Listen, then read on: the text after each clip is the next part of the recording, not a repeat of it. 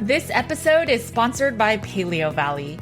Paleo Valley's meat sticks have been a lifesaver during this hot summer. Since they're shelf stable, I always have 3 Paleo Valley meat sticks in my bag at all times. It's also been perfect for my boys' lunch boxes. I love Paleo Valley's grass-finished beef sticks and pasture-raised turkey sticks because they support U.S. family farmers that focus on regenerative agriculture. These meat sticks are from animals that have never been fed grains, soy, corn, or GMOs, and have never been given antibiotics.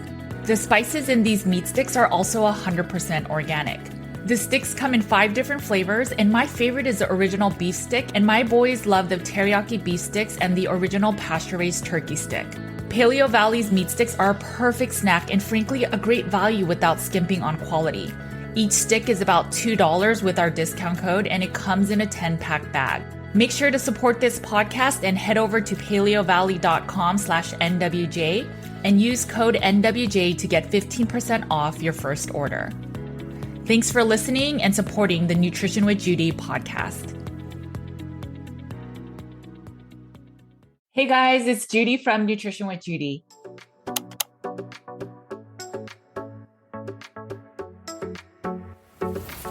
Thanks for joining me today. While you're here, please make sure to like and subscribe.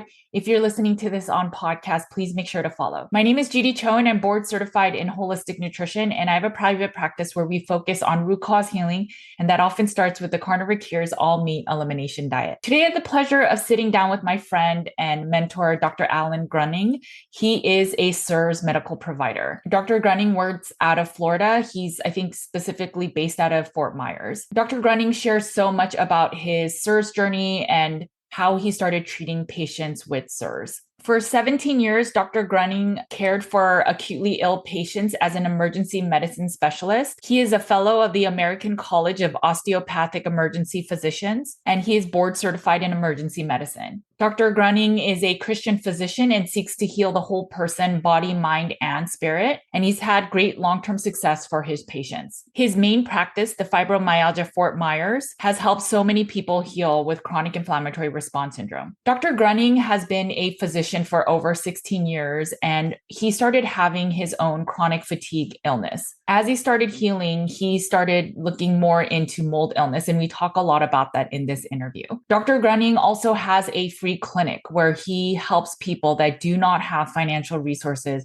to actually get some level of healing with chronic inflammatory response syndrome. Dr. Gruning also created the Christian CIRS network, which I am part of, and he is such a great leader and also physician for a lot of these CIRS patients. In our conversation, we talk about so many things related to CIRS. We talk about how a lot of illnesses, whether it's mental, physical, lots of the pain illnesses, such as fibromyalgia, maybe rheumatoid arthritis, and even mental illness, such as bipolar and depression, are actually maybe CIRS. We talk about how even long COVID is other symptomologies that are underlying CIRS. This conversation is sobering, but it's also filled with hope. Dr. Gruning, if many of you work with him, he has a lot of hope, and he may lay down the law and be super serious and factual about the illness and what you need to do to overcome it. And sometimes that's a hard conversation, but he's not going to sugarcoat it with things that will not work.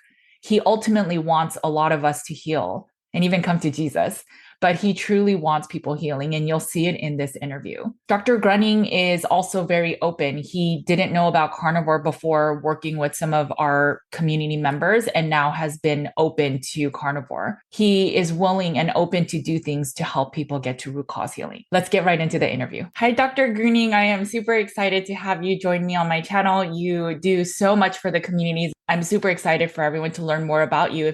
If you can introduce yourself for the people that are listening and watching. Sure. I'm Alan Gruning. I'm a DO. I'm practicing in Fort Myers, Florida. I do functional medicine. And for the last 16 and a half years, I've been taking care of biotoxin patients. Go figure. I guess I'm getting pretty old. And if we could talk about CIRS, or chronic inflammatory response syndrome, how did you fall into it? And if you can tell us a little bit about it. I literally fell into it.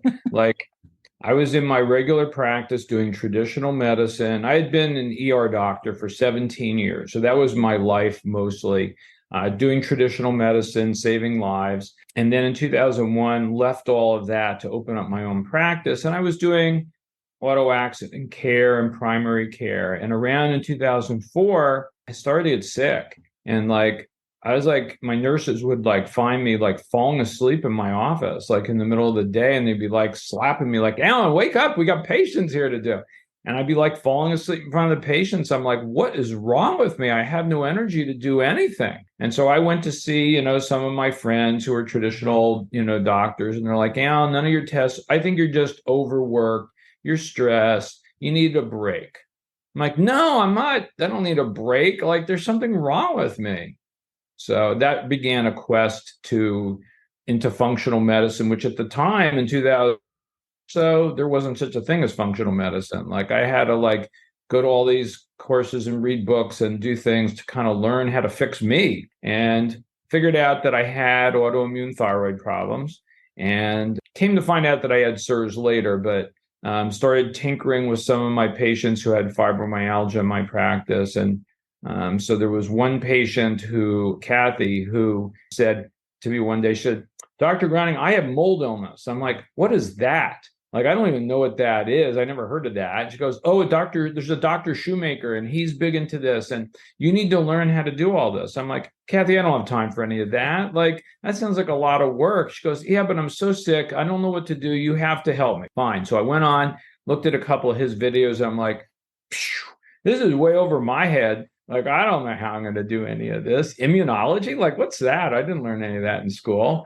But anyway, so that began a trek and to help Kathy get better. And then I started getting other people better. And before I knew it, I had people coming from everywhere, and I got better. And so that's what I've been doing. I didn't realize that you had CIRS yourself. So this whole time, all the private calls I had with you, the mentorships, you've never ever brought up your own journey about that. So I had no idea.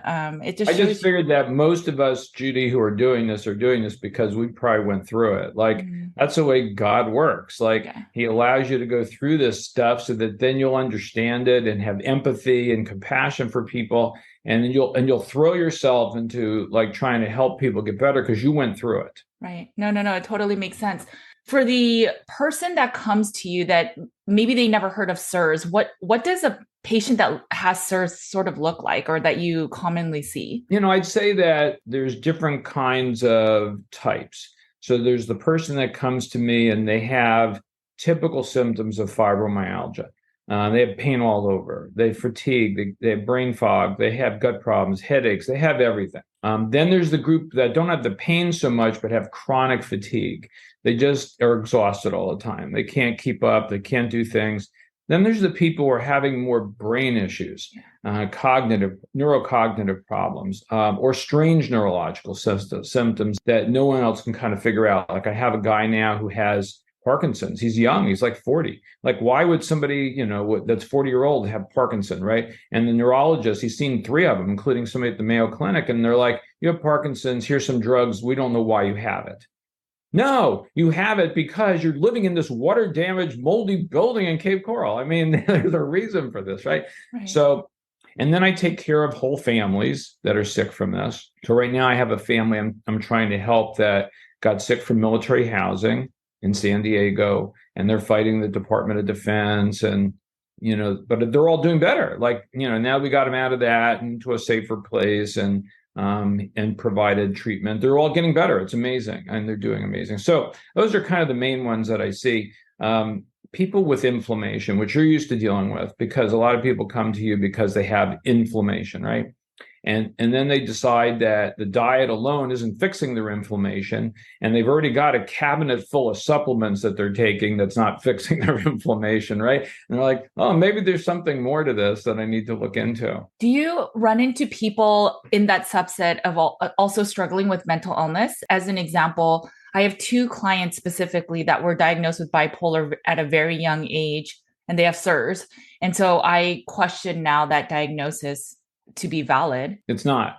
So, I think that we've become really, really good at labeling people what their symptoms are and what's wrong with them and putting them on drugs, but we're not really good at explaining why they have it, right? The reason that they have mental illness is because their brains have been poisoned by toxins in the environment. Now, there's also life issues. Like, I do ACEs scores on all my patients, and And, some of them have ACEs scores of eight or nine. Those are adverse childhood experiences, and they've had a horrible life. And some of them are functioning really well, and some of them are not functioning really well. So, there's a lot of factors involved with this. But no, I've seen the gamut of depression, anxiety, ADD, ADHD, bipolar, mood disorders.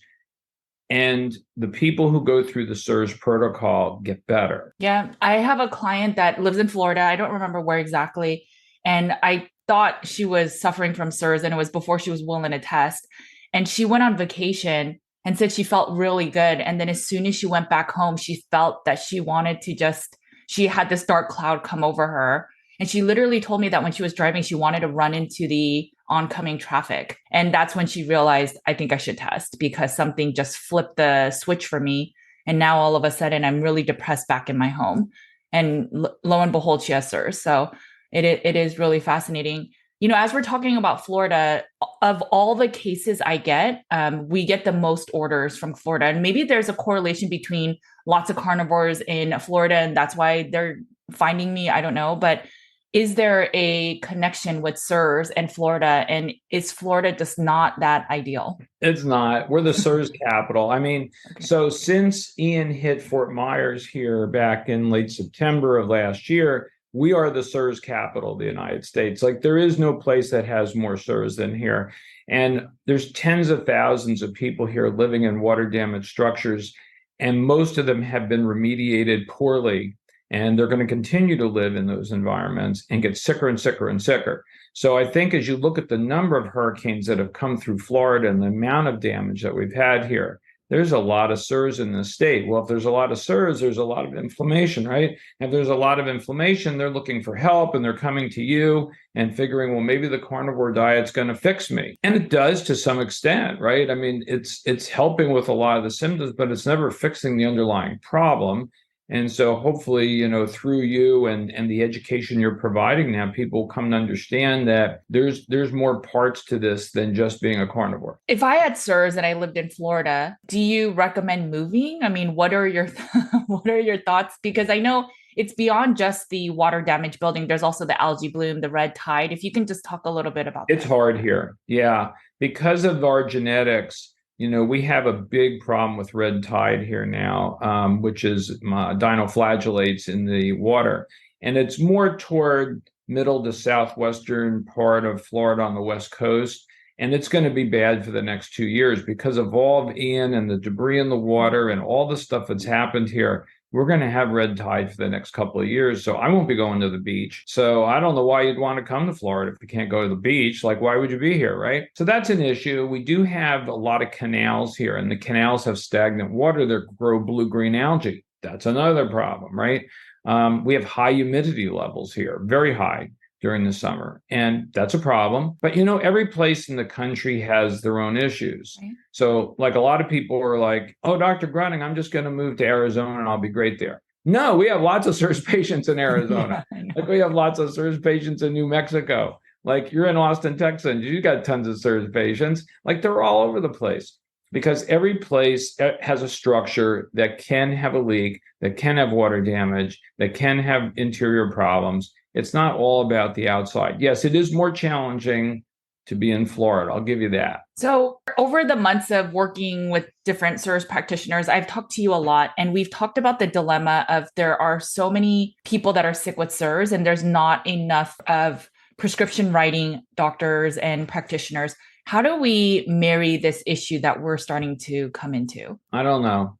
I mean, I think that there's got to be another generation that rises up, and I think through the Surviving Mold site and the proficiency partner training that we're doing, we're starting to train more people to get involved in this. Locally here, I'm going to have a lot of help to do what I'm going to be doing, which we can talk about. And so I'm going to be training like a lot of people to be coaches and to try to take some of the burden off of the prescribers and to do, I think when you look at CIRS cases, probably 80% of the care can be provided by non-doctors. Right. So I think that there's a lot of room there to take the burden off of the practitioners, help us to focus on the people that are really, really bad and that need our help. and other people can kind of take up the ball and run with this. But it's a huge problem. And I'm hoping that you're going to get more people interested because you've got a platform to talk about this, and that people will get excited and say, wow, I can get people better that I haven't gotten better before.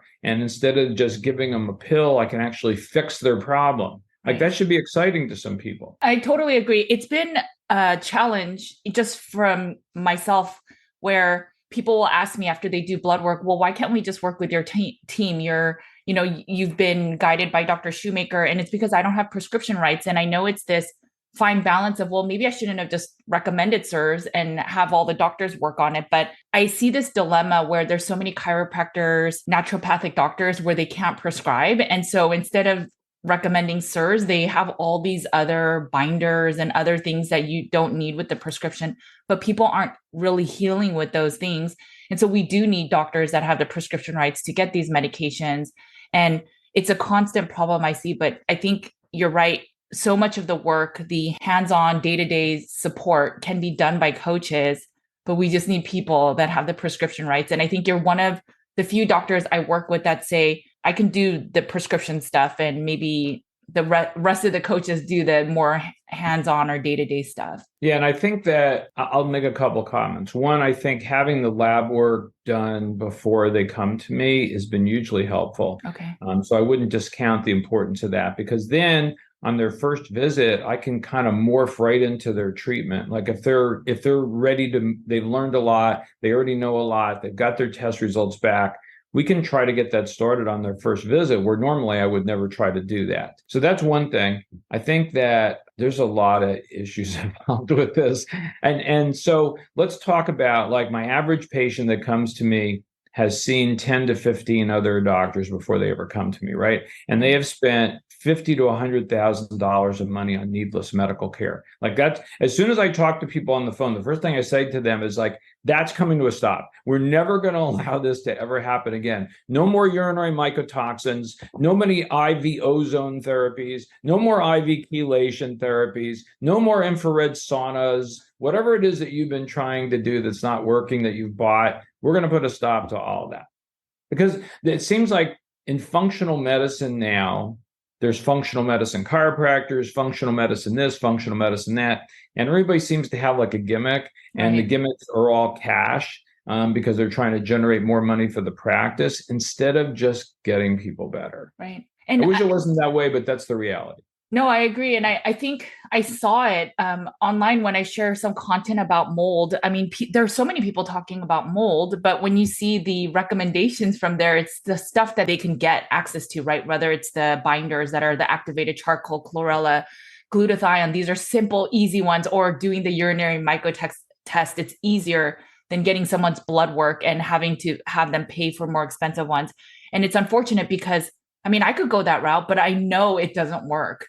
And it's just unfortunate. And that's why I think God's role for me was really just having a platform to share this information so that people are educated in the right way and empowered, so that then when they find a doctor that says, I mean, most people say that their functional doctor says, oh yeah, I totally know mold. I've heard of Dr. Shoemaker.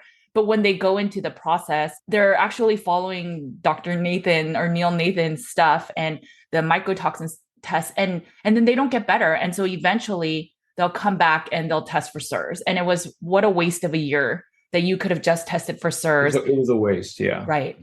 And what a waste. And you know, I think that the issue comes back, Judy, to the data, right? Like, so you can say whatever you want to say on social media or a podcast or whatever it is, but it's your opinion. Right. You know, my patients are sick enough. They don't need people's opinions. They need the facts. They need the data, right? So unfortunately or fortunately, we're the only ones that have the data. Shoemaker's group is the only one that has the data. Everybody else is just giving opinions, and their opinions don't matter. And the worst of all is when they go to somebody who's some Lyme doctor or whatever, and they start putting them on antifungals. And now they've been on antifungal drugs. Oh yeah, you've got mycotoxins in your urine. You need to be on antifungal drugs. Well, guess what? Those things poison your brain and destroy brain tissue. Like, you can't be on that stuff. And that's what gets me aggravated, I guess, about all these other providers, is they're not following the data. They're just doing whatever it is that they want to do. And that's wrong. Can we touch upon that? Because I don't think a lot of people And you're right. So a lot of people get on these like azoles or like fluconazole or other azoles that will then has been shown to cause brain atrophy. There's a lot of people that will come to me. They've already worked with somebody on mold, and so they're on something like that, an antifungal. But there is research that shows that it causes brain atrophy. If you can talk a little bit about. Sure. I think in the world there's kind of like two camps, because I like to make things simple for people. So especially in the Lyme camp, but even in the mold camp, which we have to talk about because it's not just mold, right? Right. But any of that, there's two camps. The one camp is let's kill it, and the other camp is let's remove it, right? So we're in the remove it camp, but there's a whole bunch of people in the I want to kill it camp. And so you go to them and they're like, you have Lyme, we're going to kill it. Here's antibiotics out the wazoo for the next 2 years, right? Or you go with them with mold, let's do a urinary mycotoxin. Oh, see, you've got all these molds in your body. We need to kill them. We're going to put you on azole antifungal drug. Well, unfortunately, we now know that those drugs have a huge increase in brain atrophy. So one of the tests we do with all new patients that I do with every new patient is a neuroquant. So a neuroquant is a volumetric brain MRI. I don't know if you've talked about that on your show before. So anyway, you just go to an MRI place, but it has to be one that does specifically these neuroquant tests. It's an FDA approved software program that takes the MRI images and does a sub-analysis of it to look at various parts of the brain for atrophy. Atrophy is shrinkage or deterioration of your brain. Well, the worst thing that happens with biotoxin patients is they develop atrophy at enormous rates versus the regular population. And some of that is because of the molds. Most of that is because of actinomycetes and gram-negative endotoxins that we can get into.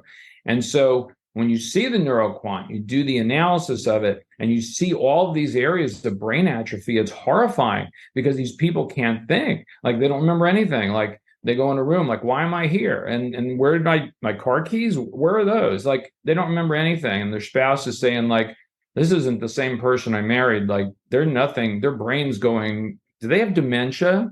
Right? So they're asking me these questions. And then I find out that, oh, yeah, I was on fluconazole for 6 months. Like, that was poison to your brain. And so it destroys brain tissue. It accelerates the CIRS process and causes more atrophy. So anybody out there that's on an antifungal drug and you think you have CIRS, stop it today. Like, don't take any more of it. No, I think that's good.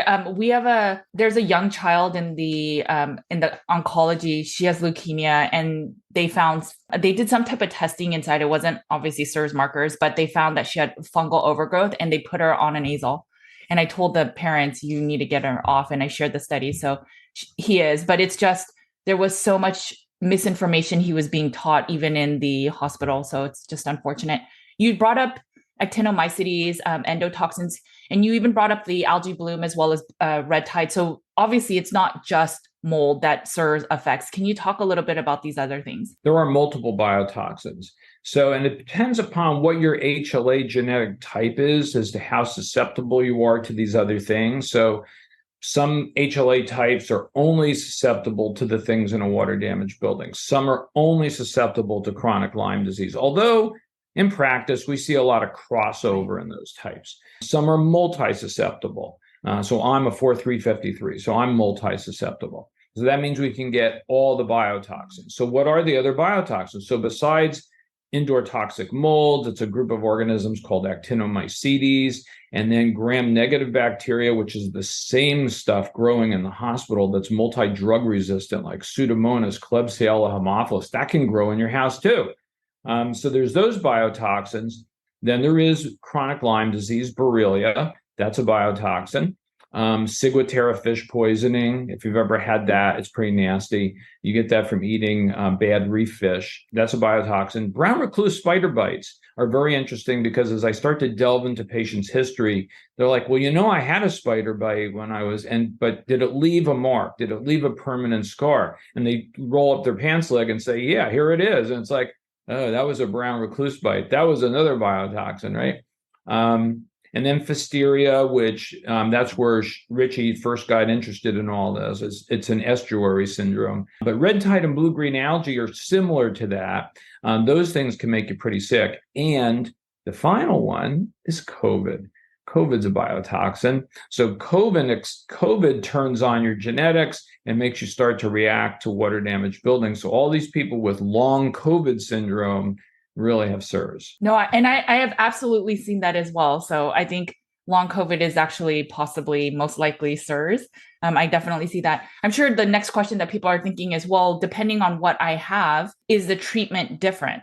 If I have Lyme first, do I need to go to a Lyme doctor first before I treat CIRS? No. So the answer to that is no. And again, it depends which camp you're in, right? If you're in the kill it camp, then they're going to be like, no, let's kill it all with antibiotics or antifungals or whatever. If you're in the remove it camp, the protocol works for every biotoxin. It's all the same. If you have Lyme disease, we modify it slightly, but mostly it's all the same protocol. Now, get out of exposure, use binders, treat Marcons, get off of wheat, all the same protocol that you've probably talked about. It's true for every biotoxin.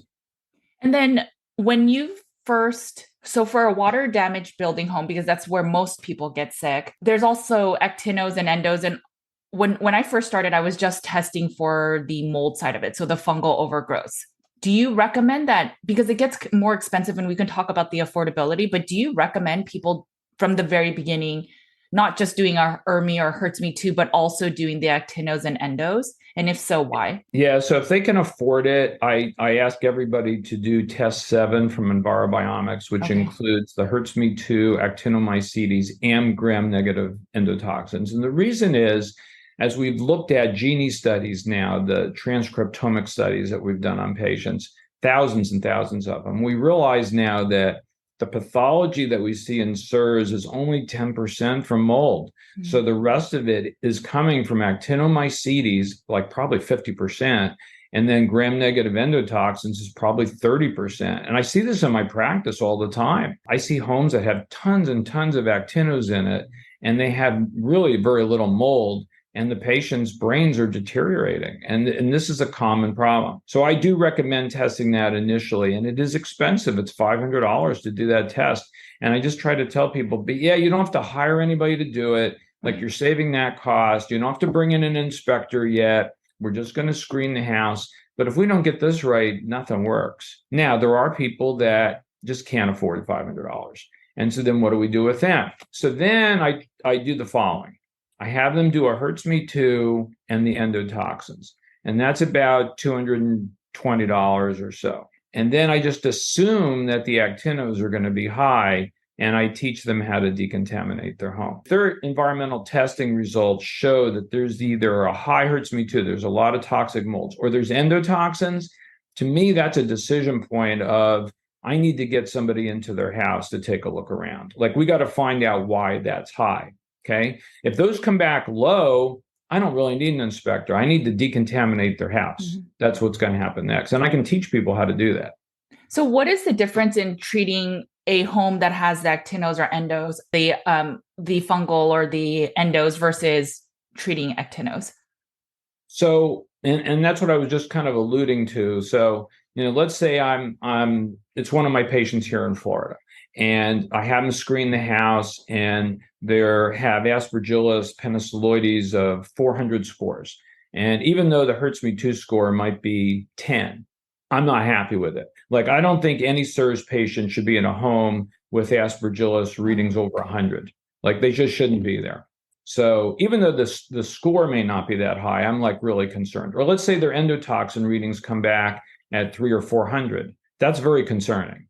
So I don't want my CIRS patients in a house like that. So then I'll give them Max McCord's information. He's the indoor environmental guy that's part of our group that we use here in Florida. He travels all around Florida. He'll come to their house. He's got thermal cameras. He's got all these gadgets that, I understand maybe half of what he does, but it's pretty cool. So he goes on a hunt in the house then to find out, why are these things here? Like, where is this coming from? Like, is it in the air conditioning system? Is it behind a wall? Is it under a cabinet? Like, why do you have these things in your home? And that's super important, because if we don't correct that, how are they ever going to get better? So he's an important part of the team. And he writes up a report, and a lot of times he'll send it to me. And then I kind of go over with the patient and say, hey, you're going to have to make some changes here. And I'd say 75% of my problems here in Florida are from the air conditioning system. That's usually the big culprit here. We don't find, unless it's been recently water damage, we don't find a lot in the walls. We don't find a lot. It's in the air conditioning system. So then we have to have air conditioning people come in who know what they're doing to decontaminate the air conditioning system. And that's a huge issue. Fortunately, I have a group here locally that I work with that I train the technicians, but if they're living in other places, then we're going to have to find somebody. Well, the good news is I know what I want the HVAC people to look at. And so I've written that in my handout so I can give that to patients, say, hey, when they come to your house, here's what you do. First of all, you call a bigger air conditioning company. You tell them, hey, I'm a patient that's immunocompromised. And I tell them, say those exact words. I'm immunocompromised, and I need your best person to come look at my HVAC system. And then when the person gets there, I say, here, show them my handout, letter D. It's got everything written down about what I want them to do, and have them take pictures. I want pictures of the coils. I want pictures of the fan. I want pictures of the whole thing. They should show you what they're finding before and after they clean it. And then what about actinos? So what's the cleaning process of that? So actinos, remember, have you talked about that before? No, I have not. Okay, so let's talk kind of in basic terms then for the people. So actinomycetes is a group of 230 different kinds of organisms that are kind of a cross between a bacteria and a fungus. They actually have characteristics of both. And actinos are of two major types. One are soil habitat actinos. Those are guys that are living in the soil outside. And you'll trek them in your home on your feet, or maybe the dog will bring him in on his paws, and you'll see that in the dust sample of your house. Those don't hurt us. Right. Those are not bad guys. The other ones are human habitat actinos. Well, these are the bad guys. And these are the ones that live on the outside of us. And we're shedding them all day long into our environment because we're shedding dead skin cells all day long. And they're hanging on to our dead skin cells. And so they come off into the dust of your house. They're taken up by your air conditioning system and spread all over the house.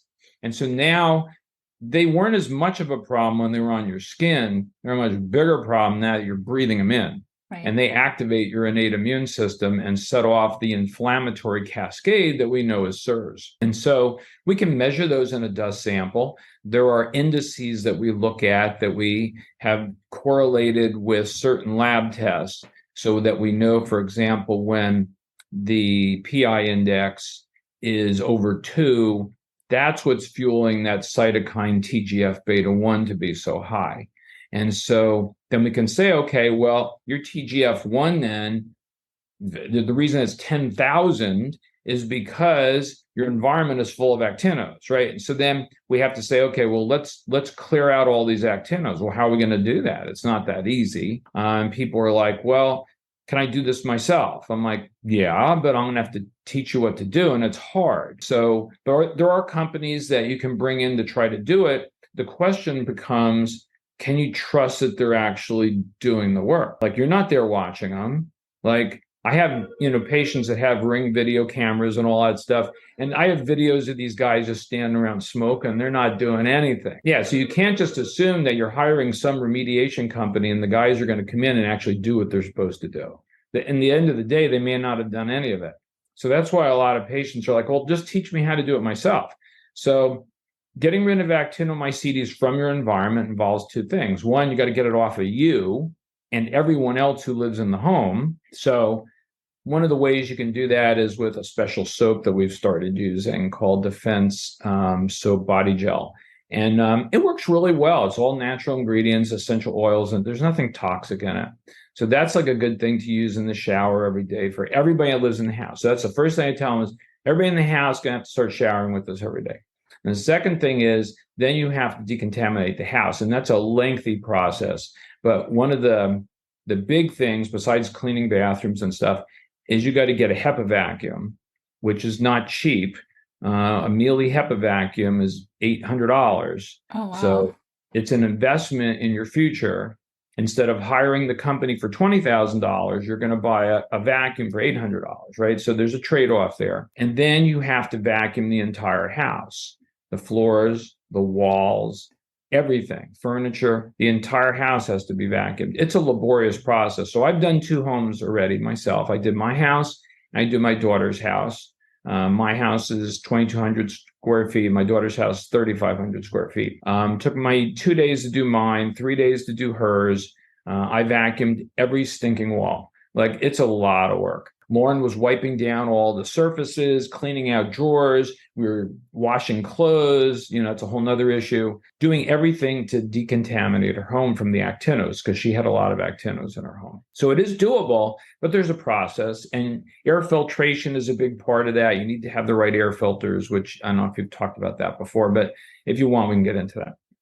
Yeah, you could bring it up, but really quickly. So on Amazon, for example, you can look up a HEPA vacuum and you can find one for $100. So are those not ideal They're to junk. use? Oh, Yeah, they're okay. just junk. I think in the vacuum world, like with a lot of things, I've learned that you only get what you pay for. So you need a canister vacuum because you're vacuuming walls. So you can't use a regular vacuum, right? And you need one that's truly a HEPA vacuum. That's a sealed, contained HEPA vacuuming unit. So Dyson makes one, but it's not all that great. The gold standard in the world is Miele, Miele. They're made in Germany. They last 20 years. They're the best. So they're not cheap, but they'll do the job. And so don't buy the $100 thing. It's just like air filters. Don't go to Costco and buy a $100 HEPA filter. It doesn't do anything. Just forget that, right? You have CIRS. You're not Joe, normal person. You have to have certain pieces of equipment to heal from this. So let's talk about affordability. One of the biggest complaints we get is, first of all, the blood work is expensive. And then everything beyond that is even more expensive, especially the home remediation part. And then even the cleaning, the testing. How do people afford this? I just got a message from a Canadian, and we don't even treat the Canadians because I can't do it to do the blood work from the US, and I don't have the access rights to do the Genie testing. And so I cannot do it, but it costs 3 times the amount. So I just don't offer it anymore for Canadians. But Yikes. One Canadian message and said that for any treatment, it costs $1,500 per month per person, and they have a whole family to handle. And so she said, I mean, is this a rich man's disease and treatment? Because our whole family has CIRS and I can't afford $6,000 per month. I think that's absurd. So I have to come at this, I guess, from 2 different perspectives. So one is I have a free medical clinic. I'm treating people totally for free. No labs, because we can't afford it. I give them all their binders. I give them all their supplements. They don't have to pay a penny, right? So how do I do that?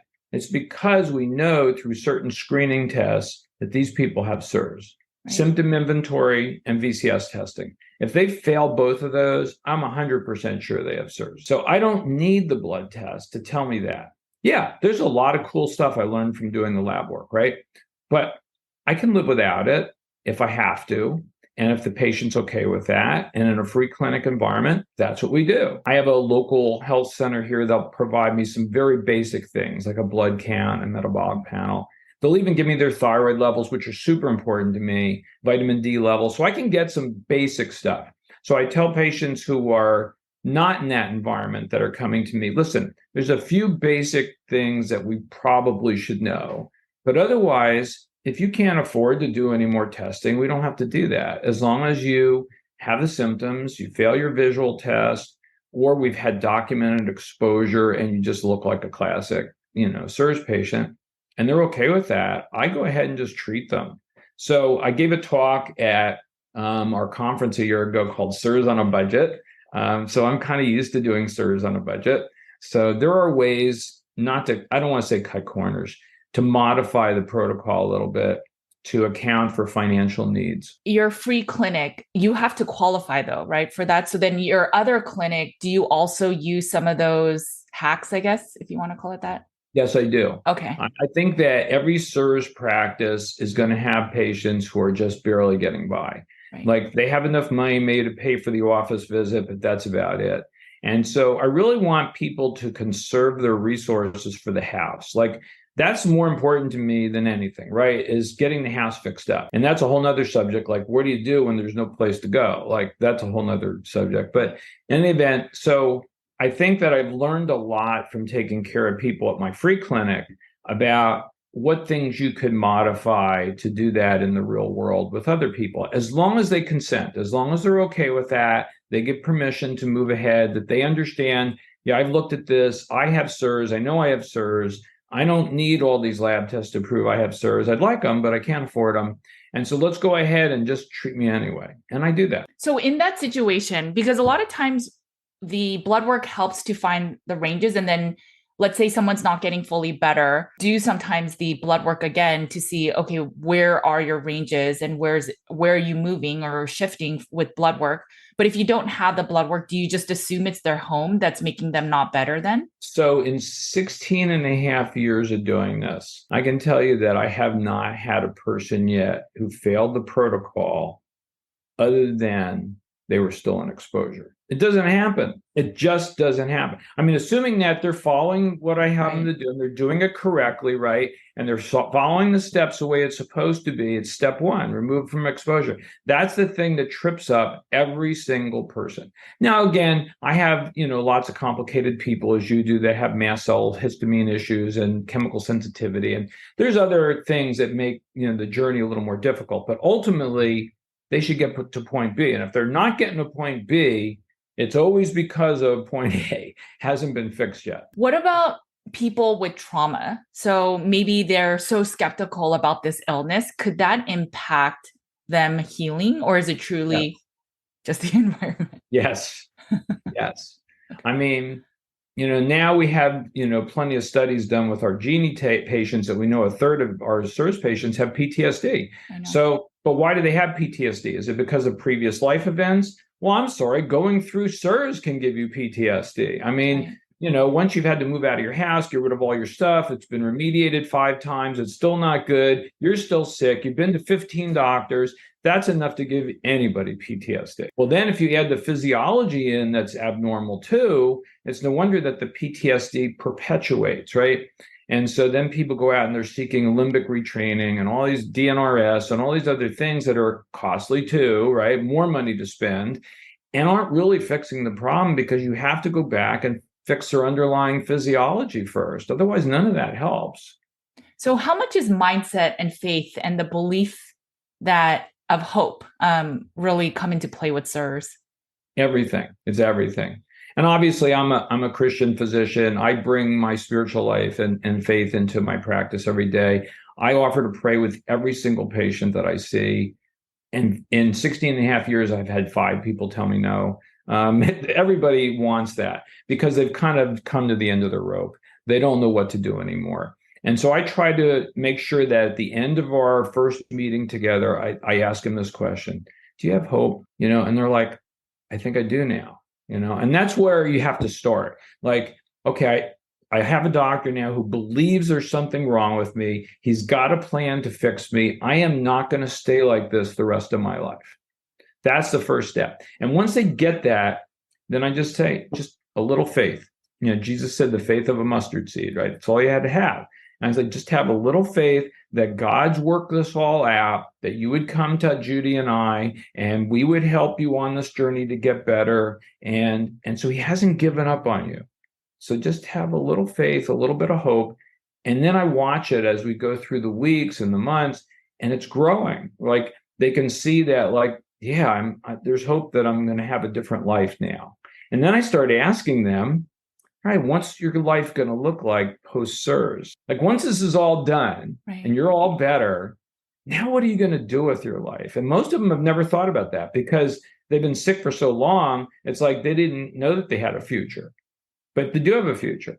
And a lot of them say to me, I really want to go out and help other people who have this. And I'm like, that's how God works it all out and turns it around, right? And then sends you out to now help some other people with this. It's interesting. We just recently put that in our intake form of what are you going to do, or what is a goal of yours once you heal? And all the questions always get me so teary-eyed because some of them say, I don't know, I never thought about it. And then there's some of them that will say, I'll thank God, because, or other things. And we ask that intentionally to grab the hope that they have and try to build it too. So I just, I think it's so important. And I love that you brought it up or bringing up these examples because, you're right. I just need a little bit of the hope or the belief that this is possibly the end all answer. But after going to 10 to 15 doctors, people are skeptical. And so Process. Yeah. But, I think what gets people past that point with me is because I'm different. You're different. Like they can tell that we're different. We're not just in this for the money. Like, so I give all my new patients, I give them a speech. So I tell them this. I said, and this is because I do these 10-minute free phone calls with people, just to let them talk to me. And I tell them this. I say, listen, I'm semi-retired. I don't have to do this. Right. I really don't. Like the reason I'm doing this is because this is God's calling on my life to do this. So I'm doing it because I want to do it, because I love doing this, right? I love helping people just like you. And so I take in enough money to pay Lauren and Carmen and keep the bills paid here. I don't take a cent from this practice. I don't have to. If I make any money, I reinvest it in my free clinic. So I said, because of that, I'm on a different level with you. Now I'm really invested in you because I have to answer to the Lord about what happens to you and not just to people. He's bringing you to me because he wants to for a reason. And I got to figure out, okay, what do I do? What's my role in all of this? So it's not like you're just a patient to me. You're part of his healing plan of what he's doing. And it's like, that's super important. And once people get it, that I'm different, I'm not just doing this for the money or whatever, they're like, oh, okay, I do have some faith now. I do have some hope that things are going to change. Yeah, I think that CIRS is so complicated and so complex that I don't think most of the providers, as you mentioned, maybe they have their own CIRS journey, but most of the people in our community, especially Dr. Shoemaker's community, they're not here just to make money. I think it's because the cases are so difficult. And I see it in our listserv where people are talking about these really hard cases and, we're losing sleep and having stress over it. So I think it's more than just money. Otherwise, you wouldn't stay in this type of work. We are seeing the worst of the worst. I mean, the worst people in this country are coming to us. You could be making money a lot of other ways if you wanted to. No, you're doing this because it's a passion, because this is your calling, even though whether you realize it or not, or what your relationship with God is or not, this is your calling to help people who have this problem. And do you believe that regardless of your genetic haplotype, that you can fully heal with this, assuming you get into a clean building? I'm better, right? Like, so I still have to be careful though. Like I'm careful what buildings I go into. Like and we don't go to restaurants very much anymore because I'm really disgusted with them. But if we do go somewhere for a special occasion, I'm like sniffing, looking around. I'm looking for water damage. I'm looking for all that stuff, and I do exactly what Richie says. We sit down, we order water, look at the menu. If we're not feeling good in 10, 15 minutes, we're out of there. Mm-hmm. Like, so you have to have that continual caution. You have to constantly be looking and maintaining yourself. If I have an off day and I'm like, oh, I'm not feeling good, I start some well call. Like, I don't know where I've been or what I've done, but I don't feel right. So I'll start taking some well calls. So I teach people to have a really, to be very cognizant of their environments and to have a low threshold for starting binders again. There's a handful of people that will move around and they obviously can't find a ideal environment. And I think that's where people start losing hope, because the hardest step is the very first step, which is to get out of exposure. And I just had a client that left everything behind and moved into a relatively new build. She started reacting, did a hurts me too, and it's a 14, which is the Dr. Shoemaker recommends 10 or below. And she's so disheartened right now. And what do you do with people that are in that place? It's hard. I have people living in tents. I have people living in their cars. I have people living in RVs. RVs have actually turned out to be my friend right now because there's not a lot of places in Southwest Florida for people to go that haven't been damaged. Like there's nothing here. If there are things here, then either adjusters or contractors or somebody else is staying in them. So, and so anyway, RVs have some advantages to them. So I have people in RVs. It's a smaller environment. It's contained. There's usually doesn't have leak issues. You can clean it easily. You can put an air filter in the middle of it. An RV could be a good temporary spot for people. Just where you're going to park it, that's the next problem. Got to have a place to put it. But So RVs could be helpful, but I understand it's very discouraging. I have people all the time and say to me, "Oh, I'm going to go and find some new build," and they go into the new build and they're sick, right? So it's either off-gassing of VOCs, or you got to remember that the actinos have been left behind by everybody that's been there. So all the workers are left their actinos there. I mean, so there's going to be stuff in there, and just because it's new doesn't mean it doesn't have mold growing in it. So if you were down here in Southwest Florida, and probably the same is true in Austin, maybe not to such a degree, you don't have a rainy season, but we have a rainy season. So we're getting ready to start that now in June. So for 5 months or so, it's going to rain every day. So watch the way homes are being built here, right? So they bring in the concrete blocks. They're all wet. They put them up. Then they bring in the trusses to sit there for a week. It's soaking wet all the time, right? So they're all wet. They put them up. Then they put the plywood over the trusses. It's all wet too. And now they close it in with walls, and then they put drywall up on all this wet stuff. You don't think there's mold growing in this place? Like, my goodness. So, yeah, I mean, I think RVs are options. Is there a way that, let's say in that particular home that has the 14, how effective are some of the air purifiers or filtration systems that maybe you just stay in a room? Is that even possible, do you think? So that maybe just heal? I think air filters are a really helpful adjunct for this. Like, okay, my CIRS patients who are doing the best have eye adapters. Yeah, so I clearly recommend those to everybody. I have everybody using them. They have the data that we need to support that they're actually helping people. Right. So I think air filters can be a Band-Aid. They can cover up a lot of evils while you're still trying to work on identifying, remediating, decontaminating. Like, you're still going to need to do all that.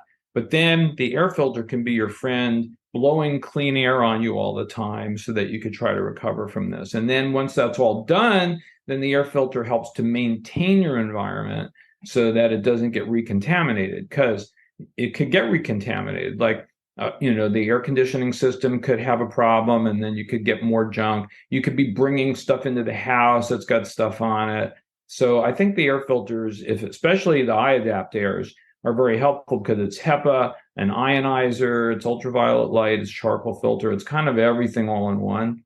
I think those are good. Yeah, we have one in every room. And so, I mean, our family doesn't have CIRS, but I have a really big one in my kids' room, because now I've seen so much. I've seen the illness that affects families from mold illness or just water damage buildings, and we remediated, but I still have a filter in every room just because I know how not ideal it is. And when you're sleeping in one place for 8 hours, ideally, it's the best way to get clean air while you're at least sleeping. So, well, and you're in a much bigger city than I'm in, Austin. I mean, you got air pollution. I mean, besides the organisms in the building, you got toxins in the air, right? So having an air filtration system is a great idea. Can you talk a little bit about the work that you're doing since Hurricane Ian, and just a lot of the stuff that you're doing in Florida? It's crazy. So, no one has ever attempted to do this before in the United States after a natural disaster. So I have this free medical clinic called Christian Medical Ministries. And so I realized right after Ian that like tens of thousands of people here are going to be in water damaged structures now, because we had horrible flooding, roofs torn off. I mean, this was a mess here. I mean, it still is a mess.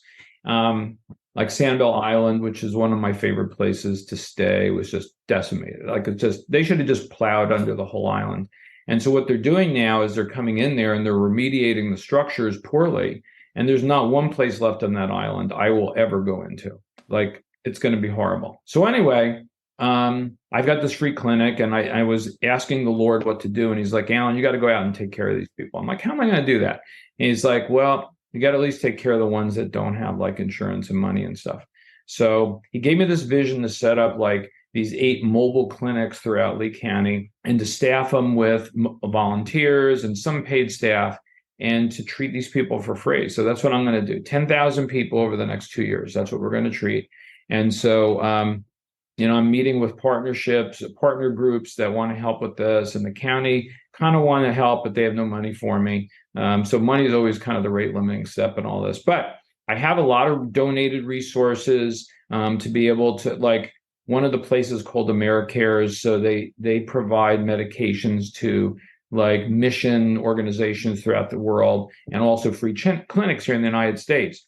One day I looked at their list, they had equestrian on there. Like, that's crazy. Like, I got as much as I could. Like, so I have cases and cases of this stuff here, right? So, and the same thing was true with well call at one point, but it's not been on there since. So anyway, I've got free stuff that I can give to people and go out and treat them in these remote locations. And we have an electronic health system. We're going to link them all together, collect data, create a template so that then other communities can do the same thing after the next natural disaster, because there's always going to be another Ian. There's always going to be another Katrina. There's always going to be another one of these guys coming. And so what I want people to do is start thinking about, it's not just enough to house people, clothe them, feed them. You got to be thinking about their CIRS. And, 24% of them are going to get sick. And it's going to change their life, because chapter 10 of the CIRS book is what? Dementia, right? Like, that's where all this goes. If you don't treat this, like, that's what I was trying to tell the people in the county here. Like, if you don't do something about this, 10 years from now, you're going to have thousands of people needing memory care. Who's going to pay for all that? Like, how is that going to all happen? So there's lots of repercussions of this. And so I'm just trying to get people to pay attention, but that's the plan. So what about the building though? So if, like, on that island, even if you help with the medical side, so maybe they feel better for a little bit, but the environment, I mean, that's the biggest issue with all of this. It's a huge issue. And, I've got some friends in code enforcement that I've made that, we could file a complaint against the landlord. Because what do you do in a free clinic where everybody's like in a rental agreement and they're in a landlord in an apartment or house or wherever it is? The landlord doesn't care. Like, I wish they would, but they don't care. And so you have to force them to do the changes that you need. And so we're going to have to figure out how to do that. So some of this is going to be learning as we go and creating on the fly. But again, when I'm done with all this process over the next 2 years, then we'll have a workable paradigm that other communities can use. That's exciting. I had a client that she thought if she just mentioned to new new landlords, hey, I am very sensitive to mold. How is your place? And almost everyone was not responding to her messages. They're not going to say a word. Right. Yeah. So they don't want, and so they'll say, oh, I'm sorry, there's no more availability in our place. So she wasn't getting any housing. And so now she just brings up that she's immunocompromised. It's still not as, it's more helpful than saying she has mold. But I think the moment people hear mold and I get sick from mold, they don't want you in their housing. And I mean, it makes sense. There's a burgeoning of lawsuits on this. And so landlords are not stupid. They're looking at online and literature, and they're seeing like, oh, I don't want to be a part of a mold lawsuit, right? So no, they're being very, very careful about this. So saying that you're sensitive individual or something, or immunocompromised, like you said, might be less scary than. So I try to teach people, like, because they're like, okay, well, I'm going to go out and try to look for an apartment. How do I look for one, right? And I think that there's a couple of easy steps that I try to tell people to do, because they're like, I can't test every one of them with some envirobiomics test, right? So I'm like, the first thing you do is smell. Like, go into the place. If something doesn't smell right, you should just walk out the door. Like, we have good studies now showing that the presence of a musty smell is correlated with, high levels of either actinoids or molds 100% of the time. 100%. Wow. Like, so your nose is very valuable. Second thing is you look for signs of water damage. And, so you look for stains on the ceiling or paint chipping under the windows, or, you look for things that are signs that there's been leaks here. There's been some water structure things that haven't been addressed right. I better go. And that's another reason to leave. So if they pass all that, then I tell people to like spend 30 minutes in the place. Because if you can spend 30 minutes in a place and you don't react to it, if there is contamination, it's probably at a much lower level that we can deal with. But if you start feeling sick in 30 minutes, you better hike it out of there and take that place off your list, because that's not going to work. That's so smart. That makes so much sense, that because most people will start reacting within 15 minutes. So if you can stay there for 30 minutes and not feel any new symptoms, then it's probably a good sign. I do find it interesting. I saw a talk not too long ago that mentioned that one of the first signs of neuroinflammation and neurodegeneration is your loss of smell. And when you're bringing up And it's interesting because long COVID, one of the biggest things is that people lose their smell, and or you have CIRS, right? It's so fascinating how everything is so connected. It's all interconnected. Yeah, the loss of smell thing was very, very interesting with that. And we do see that abnormal smells and things in CIRS patients.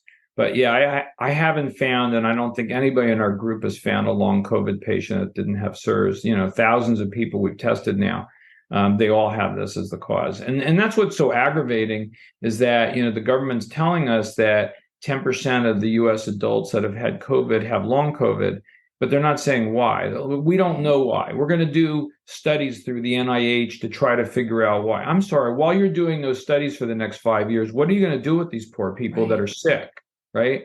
Like, we know why they have it. You just don't want to admit to it. Like, because if you actually admitted they were all in water damaged places that were sick, and some of them are your military housing and government units, you'd be getting sued out the wazoo. So they're never going to admit that. I've been getting contacted by people living in military housing so much. It's becoming very common, and I don't have a option for them. So they'll say, we have to live in these houses, and they'll send me pictures of the mold that's blatantly showing on the walls or on the HVAC. I mean, what do you do in those situations? I don't know. I mean, if you can get out, you should get out. If you can't get out, then you wind up having to get an attorney, and you're going to have to find somebody who actually knows what they're doing, because most attorneys have no clue what to do with this. But you need an attorney that's experienced in dealing with this and who's not afraid to go after the Department of Defense. So yeah, I just had a deposition a week ago for a family that was sick from military housing in San Diego. And they're doing great now. Did we talk about this already? No. Well, we talked about, you just mentioned that you worked with somebody that had military housing. Yeah. So anyway, this family's doing really great. So I had to do a deposition, for the attorneys representing the Department of Defense. And it was just not a fun experience. But the thing is, you have to get out. They got out. Okay. They just left. And so now they're in a clean place here in Southwest Florida. And they're getting better. The kids are getting better. Everybody's getting better. But they went through a nightmare. And financially, it's been a nightmare. And so they're trying to recoup some of that. And so I'm trying to help them. But it's hard. I mean, for people that are in that situation right now, I think that you go to the head of the base and say, listen, this place is gross. There's all kinds of stuff growing in here. If you don't get me out of here and I'm sick, I'm going to sue the pants off of the military. You're just going to have to tell them that. Okay. I don't know how else to do it. Right. I know. I mean, it makes sense. I have a client that tried to get some insurance money from the remediations and showed that it was mold. They got denied. And then they separately filed for life insurance and then so they had to get all the paperwork from their doctors. And one of them brought up chronic inflammatory response syndrome. And then they got denied for having chronic, and so they don't have life insurance. So it's interesting. The home side, they're like, no, it's not really mold, or something about the coverage, they wouldn't accept it. And there's all these caps on mold now. I think it's like 5,000 is the most that they're willing to cover. But then when they try to get the insurance, that's when they actually do recognize the illness. So, or the life insurance. So it's just, it's tough. It's tough. It is very difficult. I think the smart thing that my family that I'm working with did is when they were in that housing is they got their own testing. They got their own test results back that are irrefutable. I mean, you can't argue it. I mean, yes, it's air samples. It's not as accurate. I understand that. But when your aspergillus levels are like 5,000 on an air sample, it's a bad place, right? And so I'm trying to explain this to the attorney that's representing the Department of Defense. I'm like, they have CIRS. Here's the results of the place. What are you trying to say? Oh, they got sick from tick bites. I'm like, what?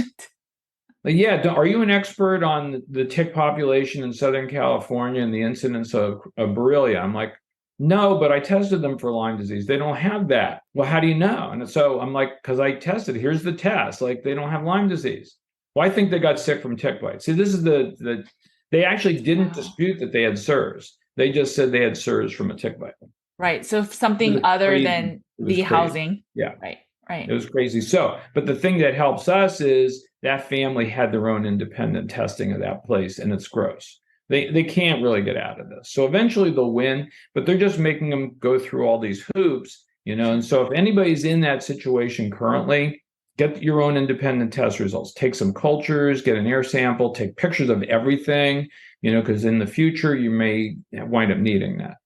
And then from a legal perspective, that's where blood work is important right from the beginning, because you need data to prove you were actually sick from the home. Well, you need data to prove that you have CIRS. And that's what I ask all my patients now that come to me. I'm like, it's one of the first questions I ask them is like, are you planning on doing a lawsuit against anybody? Because if you are, there's a different level of testing I need to do than just to get you better. Right. And now I've also added, if you're going to pursue any legal action, we test our TGF beta 1 and our C4A through LabCorp, which technically through Dr. Shoemaker, that's not the ideal place to test, but just for convenience, we do all of it at LabCorp. But then if you are going to go legally, Dr. Allen or the other doctors may have to have you go through Quest, because through the study and the literature, it's Quest that you need those specific markers in. And I think that's a very reasonable approach. Do you want to talk a little bit about the Christian ministries, the CIRS group we're part of? Sure. So it came to me over, a little bit of time that there were a number of us involved with Dr. Shoemaker's group who were followers of Jesus. Right. And so a few of us started to meet together to pray once a month. And then it kind of grew and it kind of grew. And then we invited other people in. And before you knew it, we had this Christian CIRS network that I get the privilege of kind of running, among other things. I don't know how that's happening. And then we have a website now. That's cirsnetwork.org. And it's a place where like-minded people can kind of come together and say, hey, we have services that are a little different because we're looking at body, mind, and spirit instead of just body and mind.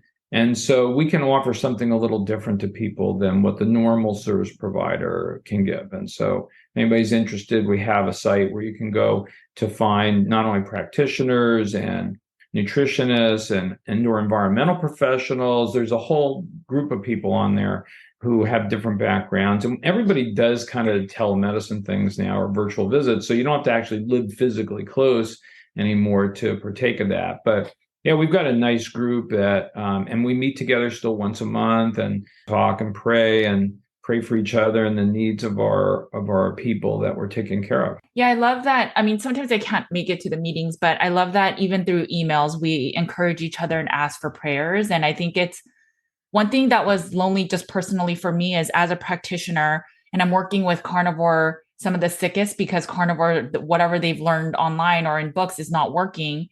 And so I was getting the sickest of the carnivore population, and I had no other colleagues to turn to because no one else was doing the work I was doing other than doctors. And maybe those people don't believe in carnivore.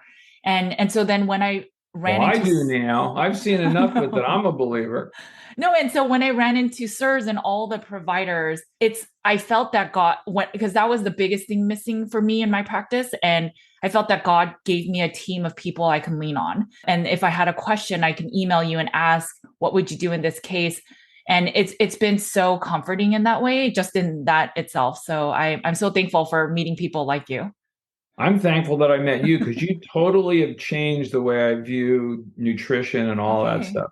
I mean, I went from being like Mr. Plant-based, vegan, whatever, now I love meat again. And I've always loved meat, but now I can actually have an excuse to tell people to eat meat. Like, it's been great. That's awesome. I was plant-based for 12 years and I struggled with mental illness. I know. Yeah. So I think for CIRS, if you're going to take a cholesterol reducing binder, it helps to have extra cholesterol in your system.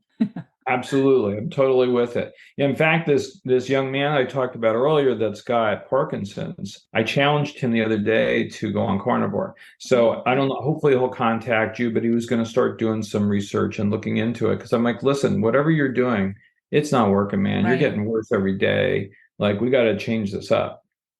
No, that's powerful. I really think the diet part, if you could reduce the inflammation that's coming in from any maybe plant toxin, maybe it's like the herbicides on the actual plants you're eating, whatever the case may be, if you could just reduce all that and just stick to meat and make your diet super simple, it will help reduce the noise that's in your body and your system. as you're trying to heal. So you may not need to do it long term, but find that balance that makes sense so that you can just reduce the pain that you're going through. And I think that's where carnivore plus CIRS is so powerful. It is powerful. I agree. Well, thank you so much for joining me today. You are always so helpful and so generous with your time when you're always so busy. So I appreciate you so much and thank you so much. Where can people find your clinic, your fibromyalgia clinic as well? My regular practice site is fibromyalgiafortmyers.com. And that's where I got a lot of information on there about CIRS and what I do and et cetera, et cetera. There's a ton of stuff on there. And then our free clinic is christianmedicalministries.org. And that's kind of our home hub now for everything we're doing in the free world down here to try to help CIRS patients get better. So the things that we launched are called mold illness treatment centers. I know it's not mold illness, it's really biotoxin illness, but that's what people call it down here now. And it is becoming much more highly recognized as a problem, which has been a good thing. Yeah, I can see why people label things mold, because when you say biotoxins, it sounds so scary. And it sounds like China is doing something or whatever. Yeah, it doesn't sound like it's here. Right. So I think it makes sense. But then we also have to, once people start learning about CIRS, then explain it is not just mold that you're getting CIRS from. And that's where we are so different from those urinary mycotoxin tests that's only showing either you have a good response because you ate some moldy food, and so you're having a good response to that. And so it's showing you're healthy, versus when you have CIRS and you do some blood work or you do other testing, it's way beyond just mycotoxins. It's way beyond mycotoxins. I know that CIRS can be super daunting. A lot of the stuff we talked about requires money and effort, and so it can be hard. Can you close with maybe a incredible healing story for people to be uplifted as they leave this conversation? Yeah, so I have a lot of really cool stories. But I think that, this military family that I've been talking about that's like a really dramatic change. Like they came to me and like the mom had fibromyalgia, she was like, couldn't do anything. The dad was trying to go to nursing school, couldn't even think. The kids were laying in bed pretty much most of the day. And now her fibro has totally gone away. He's in school getting all A's in nursing school. And the girls, one's playing competitive volleyball, the other one's doing cross country. Like the whole thing has radically changed. So, I mean, there is life after CIRS, and they've been very good patients. Like the mom was like methodical, like you tell us what to do, I'm going to lay it out and everybody's going to do it. So she had everybody organized with their little pill containers and had it all set up, right, for everybody to do. And it worked, and we tested their house. There was problems with the house. So Max came to the house, figured out what was wrong. We had to, decontaminate their home. So no, they had to go through some steps, but it paid off. They're going to have normal lives. He's going to go on to become a great nurse because he understands now CIRS and he understands what these people really have under the surface. And he's going to help a lot of people. And then she is going to be a volunteer in one of my mold illness treatment centers and help our free clinic patients. That is amazing. Thank you. That's such a powerful story. You brought up the family several times, so it's just a good way to end. Thank you so much for everything you do. I genuinely, you're one of the few doctors I turn to when I have a question or a hard case or something happens differently from CIRS that I haven't yet seen. So I appreciate you so much. And again, you're always willing to get on a call, and I don't know how you do it when you manage so many things. And I really think it's your faith. And so that even strengthens my faith. So thank you. Well, you're welcome. And I think that, for me at this point in my life, because I'm 66 or whatever, I mean, I have to start looking at training the next generation. Like I have to reproduce. I can't do this all myself. So that's why I'm willing to, get on calls, meet with you, whatever. I don't claim to be the smartest person in the world with this. There's a lot of stuff I don't know. I think Eric is probably a ton smarter than me, but I do have passion, and I can translate that into like reality for people who can't afford maybe every part of this, and try to figure out how to make it work for them. So I'm thrilled that you're interested, and anything I can do to help you, I will do that. Thank you so much again for your time. I know that this conversation will help so many. Okay, guys, I hope that you learned a lot about chronic inflammatory response syndrome. I hope you got a lot of hope from this conversation. I know every time I speak with Dr. Gruning, I learn so much from him. He's always willing to share his time with me, and he's just so open and honestly candid.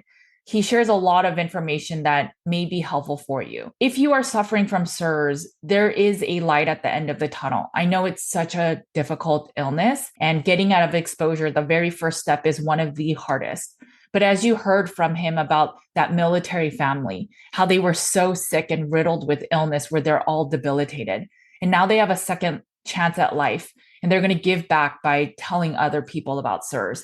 Because when you actually get through it and you are healing, you know the benefits of going through this illness and going through the protocol so that you can get your life back. And I think that's what we all want following health and wellness content. So if you're up for it, and it's something that you've been sort of shying away from learning about, it's something you may want to consider. Thank you, Dr. Gruning, for joining this podcast episode. You are such a beacon of hope and light, and you make me always want to strive and do better and be better. So thank you. Okay, guys, you know the drill. Make sure to eat a lot of meat. Take care of your bodies because it is the only place you have to live. I will talk to you later. Bye, guys.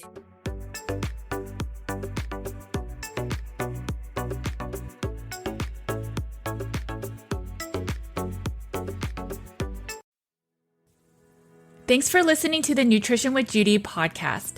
If you liked what you heard today, please make sure to rate and review on your favorite podcast app so more listeners like you can find the show. You can also find me at the Cutting Against the Grain podcast, where we share real talk about the carnivore diet and lifestyle, where we balance ideal eating with real life.